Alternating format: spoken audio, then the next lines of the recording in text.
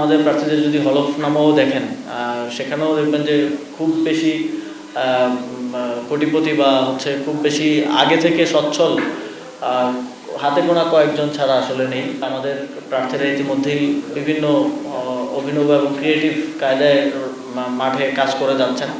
স্বাভাবিকভাবেই আমাদের প্রার্থীদের আমরা যেটা দেখলাম যে কোনো প্রার্থীর মতো বিএনপির 1700 কোটি টাকার ঋণ খেলাপি নেই, কিংবা শত শত কোটি টাকার ঋণ খেলাপি এবং বিদেশি নাগরিকত্ব, বিদেশে বাড়িঘর নেই। ফলে এবং আমাদের প্রার্থীরা মোস্টলি হয়তো কেউ রিসেন্টলি চাকরিতে জয়েন করেছিলেন, চাকরি ছেড়ে এসে রাজনীতিতে যুক্ত হয়েছেন জুলাই গণঅভ্যুত্থানের পরে, অথবা কেউ ছাত্র ছিলেন, পড়াশোনা শেষ করেছিলেন, সেই পর্যায় থেকে এসে যুক্ত হয়েছেন।